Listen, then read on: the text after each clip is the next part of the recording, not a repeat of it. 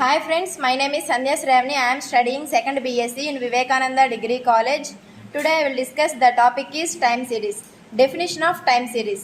The functional relationship between time and value of the variable is defined as time series. Time and value of the variable మధ్య ఉన్నటువంటి functional relationship నే మనం time series అంటాము. A time series can be in the form of a table or in the form of a graph. Time series ని మనము table format లేదా graph format లో represent చేస్తాము. Now I will tell some of the examples of time series. First example, sales and profits of a product of a company in different years. Different years లో company యొక్క ప్రోడక్ట్ని sales ప్రాఫిట్స్ని calculate చేయడానికి time series అనేది యూస్ఫుల్గా ఉంటుంది. Second example, national income measured for rent 10 years.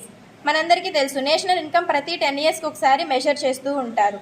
ఈ ఎగ్జాంపుల్లో మనకి income అనేది వాల్యూ, అలాగే 10 years అనేది టైము. ఈ రెండింటి మధ్య ఉన్నటువంటి ఫంక్షనల్ రిలేషన్షిప్నే మనం టైం సిరీస్ అంటాము. Third example, foreign exchange results of A country in various years. వివిధ సంవత్సరాల్లో విదేశీ మార్పిడి ఫలితాలను మనము టైం సిరీస్ యొక్క ఎగ్జాంపుల్గా చెప్పుకోవచ్చు. Last example, monthly bank deposits and bank clearings. మనందరికీ తెలుసు బ్యాంక్లో మనం ప్రతిసారి మంత్లీ అలాగే బ్యాంక్లో డిపాజిట్ చేస్తుంటాము, అలాగే క్లియరింగ్స్ అనేవి చేస్తూ ఉంటాము. Now I will tell uses of time series. The analysis of time series is useful to prepare future plan for the producers. ప్రొడ్యూసర్స్కి భవిష్యత్తు ప్రణాళికను తయారు చేయడానికి మరియు విశ్లేషణకు టైం సిరీస్ అనేది యూస్ఫుల్గా ఉంటుంది. The analysis is useful to study the statistical position of any business movement. Business movement statistical పొజిషన్ని విశ్లేషణ చేయడానికి టైం సిరీస్ అనేది యూస్ఫుల్గా ఉంటుంది.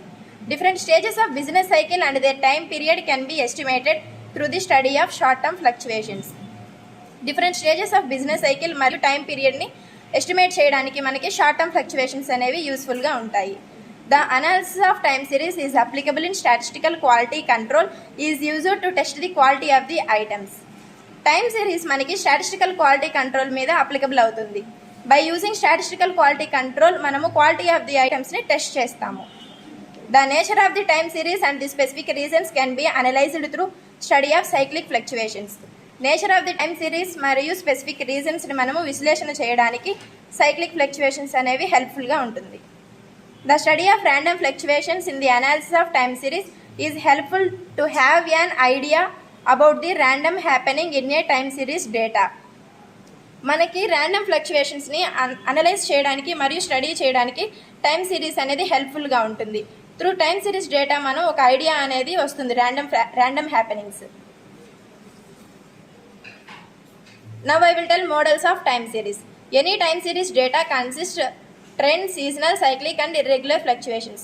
మనకి టైమ్ సిరీస్ డేటాలో ట్రెండ్ వాల్యూస్ మరియు seasonal and cyclic and irregular fluctuations అనేవి ఉంటాయి. వీటిని మనం కాంపోనెంట్స్గా కానీ చెప్పుకోవచ్చు. Any value of a time series data is a result of 4 components.